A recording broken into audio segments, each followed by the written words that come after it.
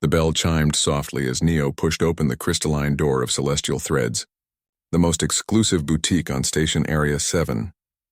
His worn jacket and scuffed boots stood in stark contrast to the shimmering fabrics that floated on anti-grav displays throughout the shop.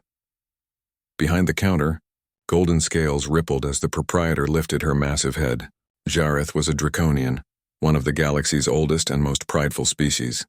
Her kind had built empires before humans had discovered fire. Now her amber eyes narrowed as they locked onto the human male shuffling nervously through her pristine establishment. "We do not offer charity here." "Human." Jareth's voice rumbled like distant thunder. Neo swallowed hard. I'm not looking for charity, ma'am. I need to buy something. For my daughter." The dragon's nostrils flared, releasing twin plumes of heated air. "My garments are worn by diplomats and admirals. The simplest piece costs more than your monthly salary, I imagine." "I know." Neo's hands trembled as he pulled out a battered credit chip. "But it's her birthday. She's turning 16 and she's been invited to the Academy's gala. She's the first human ever accepted into their xenobiology program." Jareth's expression remained cold. "Admirable. However, sentimentality does not alter my prices." Neo nodded, his shoulders sagging. "Could you just show me what I might afford, please?" The draconian exhaled slowly, then gestured with one clawed hand. A small display panel materialized in the air, showing various garments. Neo's face fell as he saw the numbers. Even the most modest item would drain his savings completely and leave him short. "I see," he whispered. His eyes reddened, but he blinked rapidly. "I'm sorry to have wasted your time." As he turned to leave, something flickered in Jareth's ancient memory. "Wait," her voice was softer now. "What is your daughter's name?" "Akira," Neo said, confused. "Her name is Akira Chen." The dragon's eyes widened. "Akira Chen, from the lower districts of Area 7. Yes. How did you—" Jareth moved from behind the counter with surprising grace. Her massive form, easily 3 times Neo's size, seemed to shimmer in the boutique's soft light. 20 cycles ago, I was visiting Earth. A diplomatic mission that went poorly. My shuttle crashed in what you call the Pacific Ocean. I was injured, disoriented, and your planet's primitive medical technology was insufficient for my biology. Neo listened, bewildered. "I was dying," Jareth continued, her voice carrying the weight of memory. "Your species' authorities wanted to study me, to cut me open. But a small human child found me first. A girl, no more than 6 of your years. She brought me water, spoke to me gently. When the soldiers came, she stood between them and me. This tiny creature protecting a dragon." Neo's breath caught. "Akira, she never told me the details. She just said she'd helped someone once. She did more than help." Jareth's scales seemed to glow warmly. "She ran to fetch her father, a maintenance worker who knew ships. You, Neo Chen, you repaired my shuttle's communication array using nothing but scrap parts and human stubbornness. You asked for nothing in return even when I offered payment. You said, 'We help because it's right, not because we get something from it.'" Neo's eyes widened with recognition. "The dragon in the water. That was you.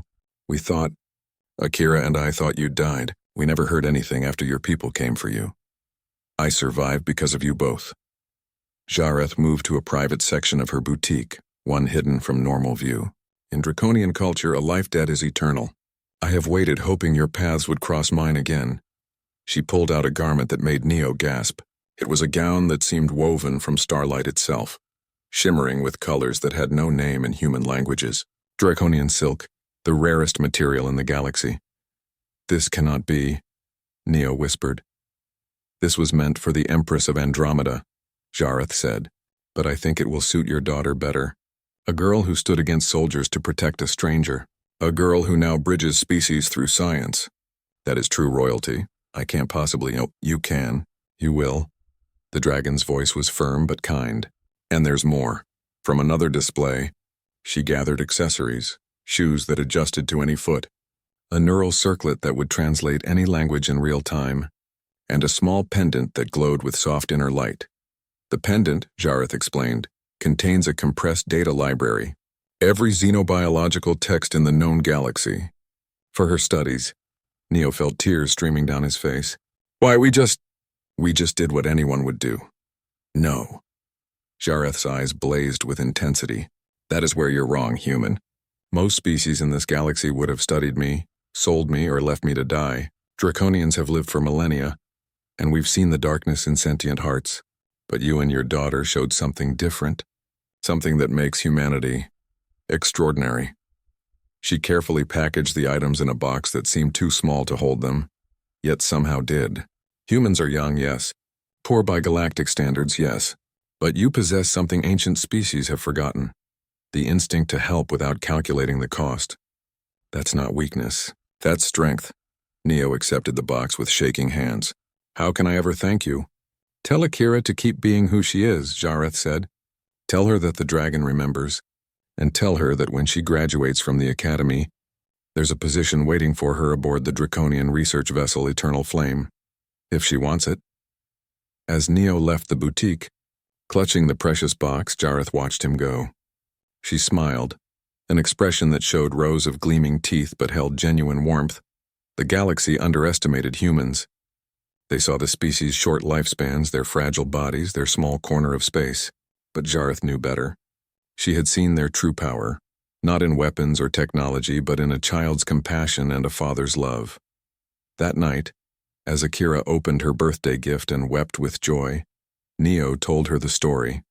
And somewhere in the stars a dragon smiled, knowing that the future of the galaxy was in good hands. Humanity, after all, didn't conquer the stars with force. They conquered them with heart.